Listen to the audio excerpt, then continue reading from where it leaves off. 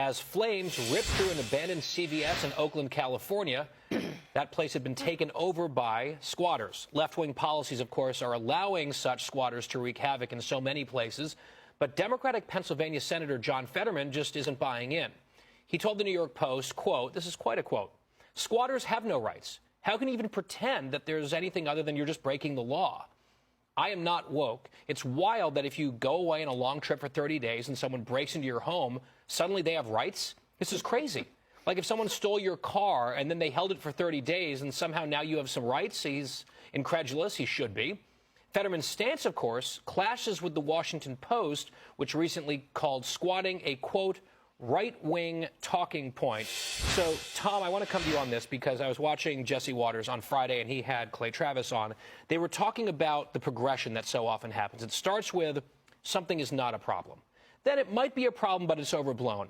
Then it's actually good if you think about it, and then it's racist if you're against it. Where are we on the squatting scale here? Well, it looks like we're almost to the racist point. But I love that Fetterman, he's been talking some sense lately, which is surprising to me. But yeah, of course, it's a no-brainer. The idea that you can occupy someone's home and then all of a sudden it's yours. Why wouldn't I just buy a house and then after my first month, stop paying my mortgage? And then when they come to me and say, well, I was here 30 days, it's, I think we're good. It doesn't make any sense at all. So, yeah, I think that their argument, it's a right-wing talking point. Of course it is. I mean, this is because, of course it is, and it should be. And the victims, Molly, aren't necessarily right or left wing or whatever. Right, they could be anybody. It's a nightmare for people who are victimized by this. I think the thing that concerns me the most is some of the outcomes that we've seen because of the great influx, this massive influx that we're seeing, have been somewhat predictable.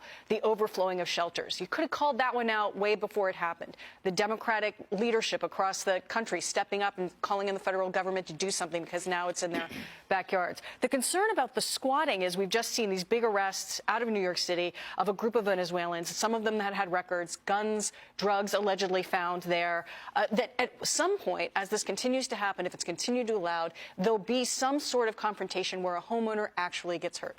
Just a moment ago, we showed a fire. So it's a very dangerous situation, and it's one that's escalating. And if it comes to a bad outcome, that was a predictable bad outcome. Tammy Bruce, take a crack at the squatting issue if you want to. Other question as well, though. Fetterman, is this the guy he's always been? Were we wrong about him? Has he changed? What's going on? I think when anybody has a life-threatening experience, an existential experience, as he did with his stroke, things begin to change when you realize, oh, wait a minute, tomorrow might be the last day. I think that affected him. He then had depression, and he went into the hospital for that, and then he went into therapy. And I think for me, partly my ability to escape the left was that I was in psychotherapy a couple times a week. Nobody else was. And when you're getting outside points of view about the nature of how you view the world and the nature of envy and anger and rage, which is what is fueled and perpetuated on the left, if you can move away from that personally, it's amazing how you view the world differently. I think that's part of his experience. And when it comes to the squatting, I guess that was a CVS. It wasn't even just somebody's house. I think we should just go to Saks Fifth Avenue.